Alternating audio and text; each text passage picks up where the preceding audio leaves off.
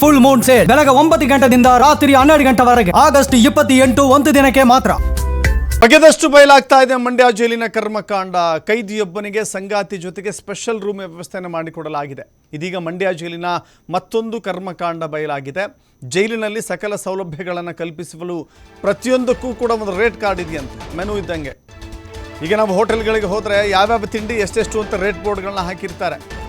ಇಡ್ಲಿ ವಡೆ ಎಷ್ಟು, ಖಾರ ಬಾತ್ ಎಷ್ಟು, ಕೇಸರಿ ಬಾತ್ ಎಷ್ಟು, ದೋಸೆ ಎಷ್ಟು ಅಂತ. ಹಾಗೆ ಜೈಲಿನಲ್ಲೂ ಕೂಡ ಒಂದು ಮೆನು ರೆಡಿ ಇದೆ. ಅನ್ಅಫಿಷಿಯಲಿ ರೇಟ್ ಕಾರ್ಡನ್ನು ಹಾಕಲಾಗಿದೆ. ಅವ್ರಿಗೇನು ಸವಲತ್ತು ಬೇಕು ಅಂತ ಹೇಳಿದ್ರೆ ಅಷ್ಟನ್ನು ದುಡ್ಡು ಕೊಟ್ಟರೆ ಸಾಕು, ಎಲ್ಲ ಸಕಲ ಸವಲತ್ತುಗಳು ಸಿಗುತ್ತೆ. ಜೈಲುಗಳು ಪರಿವರ್ತನೆಯ ಕೇಂದ್ರಗಳಾಗಬೇಕಾಗಿತ್ತು, ಬಟ್ ಜೈಲುಗಳು ಈಗ ಸಕಲ ಸವಲತ್ತುಗಳನ್ನು ನೀಡುವಂಥ ಐಷಾರಾಮಿ ಕೇಂದ್ರಗಳಾಗಿದ್ದಾವೆ. ಒಂದು ರೀತಿ ರೆಸಾರ್ಟ್ ಅಂತ ಅಂದ್ಕೊಳ್ಬೋದೇನಪ್ಪ. ಹೊರಗಡೆ ಇದ್ದರೆ ಸೇಫ್ ಅಲ್ಲ, ಜೈಲಿನಲ್ಲಿದ್ದರೆ ಸೇಫ್, ಯಾವುದೇ ಅಟ್ಯಾಕ್ಗಳಾಗೋದಿಲ್ಲ, ದುಡ್ಡು ಕೊಟ್ಟರೆ ಬೇಕಾದ ಸಿಗುತ್ತೆ ಅಂತ ಒಂದೊಂದು ರೇಟ್ ಕಾರ್ಡ್ಗಳನ್ನು ಫಿಕ್ಸ್ ಮಾಡಲಾಗಿದೆಯಂತೆ. ಆ ರೇಟ್ ಕಾರ್ಡ್ ನಿಜಕ್ಕೂ ಅಚ್ಚರಿ ಅನಿಸುತ್ತೆ. ಆ ರೇಟ್ ಕಾರ್ಡ್ನ ಫೋಟೋ ನಮ್ಗೆ ಸಿಕ್ಕಿದೆ, ನೋಡ್ತಾ ಇದ್ದೀರಿ.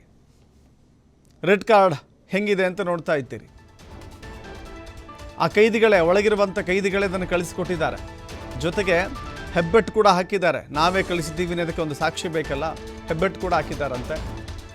TV5 ಕನ್ನಡಕ್ಕೆ ಆ ದಾಖಲೆ ಸಿಕ್ಕಿದೆ, ಅದನ್ನು ನಿಮ್ಮ ಮುಂದೆ ಇಡ್ತಾ ಇದ್ದೀವಿ. ಅಲ್ಲಿನ ಜೈಲಾಧಿಕಾರಿ ಶಾಂತಮ್ಮ ಮತ್ತು ಸಿಬ್ಬಂದಿ ವಿರುದ್ಧ ಗಂಭೀರ ಆರೋಪ ಕೇಳಿ ಬಂದಿದೆ. ಇನ್ನು ಕೈದಿಗಳಿಗೆ ಒಂದೊಂದು ಸೆಲ್ಗೂ ಸಪ್ರೇಟ್ ರೇಟ್ಗಳಿದೆ.